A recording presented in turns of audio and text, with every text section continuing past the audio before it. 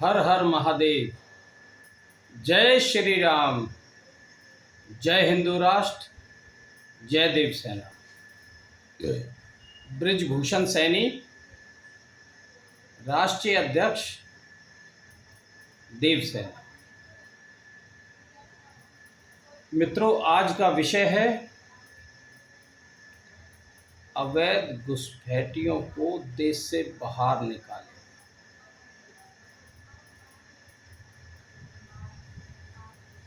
बंधुओं, भारत में पिछले बहुत समय से अवैध बांग्लादेशियों और रोहिंग्याओं की लगातार घुसपैठ बढ़ती जा रही है और आज देश भर में करीब 10 करोड़ बांग्लादेशी अवैध रूप से बसे हुए हैं और लगभग 2 करोड़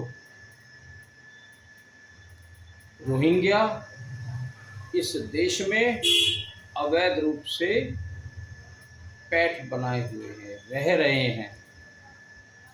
और इन सभी घुसपैठियों के ration card, voter ID card, पहचान पत्र और आधार कार्ड लगभग बन चुके हैं और अब तो यह भारतीय राजनीति में भी अपनी भूमिका निभा रहे हैं। पिछले बंगाल में चुनावों के दौरान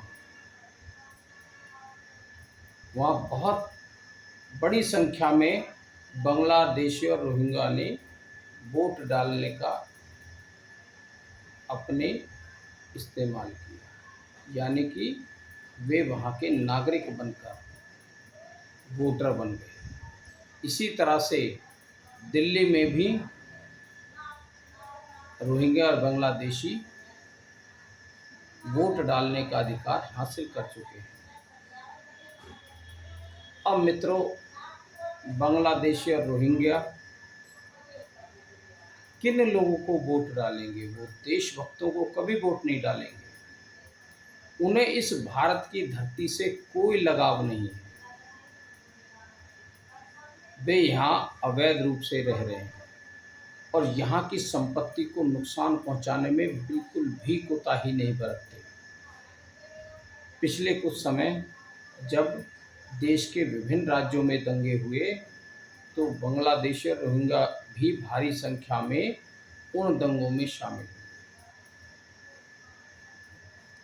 अब ऐसी स्थिति में वो देश के लिए लगभग खतरा बन चुके हैं और कई बार यहाँ के मूल निवासियों के साथ लूट, मारपीट, रेप, चोरी, हत्याएं आदि घटनाओं को अंजाम देते रहे हैं और अपराधियों की श्रेणी में पुलिस उन्हें संज्ञान में ले चुकी है।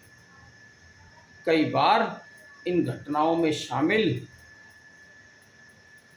रोहिंग्या और बांग्लादेशी पुलिस की निगरानी में भी रहे हैं। ऐसी घटनाओं में वो लिप्त रहे हैं। अब जब ऐसा समय आएगा कि यहाँ के मूल निवासियों के साथ कोई वारदात हो जाए तो बांग्लादेशी और रोहिंग्या उसमें पीछे नहीं रहेंगे। वो देश के लिए भी खतरा है और यहाँ के मूल निवासियों के लिए खतरा बन चुके हैं। लेकिन देश की सरकारें केवल अपने स्वार्थ के लिए, कुछ राजनीतिक संगठन, पार्टियां अपने स्वार्थ के लिए उन्हें वोटर बनाकर फिलहाल तो अपने लिए इस्तेमाल कर रही है, लेकिन बाद में वो सरकारों को और राजनीतिक पार्टियों को अपने हिसाब से चलाने का प्रयास करेंगे। वो देश के लिए भी बहुत बड़ा खतरा हो जाएंगे। इन अवैध घुसपैठियों को देश से बाहर निकालने के लिए सरकार और विभिन्न राजनीतिक पार्टियों को समय समय पर कारगर कदम उठाने चाहिए और ऐसी जांच एजेंसियां, सुरक्षा एजेंसियों को भी इन पर नज़र रखते हुए इनके खिलाफ सख्ती से कदम उठाने की ज़रूरत है। इन्हें देश से बाहर निकालने की बहुत बड़ी आवश्यकता है और देश के संसाधनों पर भी, बिजली, पानी, सड़कें, राशन आदि का भी ये इस्तेमाल कर रहे हैं। एक तरह से सरकार इन्हें पालने का काम कर रही है। इन सभी अवैध घुसपैठियों को देश से बाहर निकालने के लिए 8 अगस्त को जंतर मंतर दिल्ली में एक महापंचायत का आयोजन किया है, जिसमें सभी संगठनों की भागीदारी सुनिश्चित है और आप सभी से भी अनुरोध है, आप अधिक से अधिक संख्या में पहुंचकर 8 अगस्त 2023 को दिल्ली जंतर मंतर पर आयोजित पंचायत में बढ़ चढ़कर भाग लें और इन रोहिंग्या और बांग्लादेशियों को निकालने के लिए सरकार पर अपना दबदबा बनाएं, अपनी मांग रखें। तभी हम इन बांग्लादेशियों और रोहिंग्या को देश से बाहर निकाल पाएंगे, क्योंकि ये आने वाले समय में देश के लिए बहुत बड़ा खतरा सिद्ध होगा।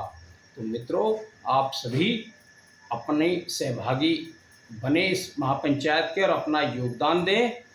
तो आप सभी से मेरा अनुरोध है, 8 अगस्त 2023 को दिल्ली जंतर मंतर पर पहुंचकर अपना महत्वपूर्ण योगदान दें।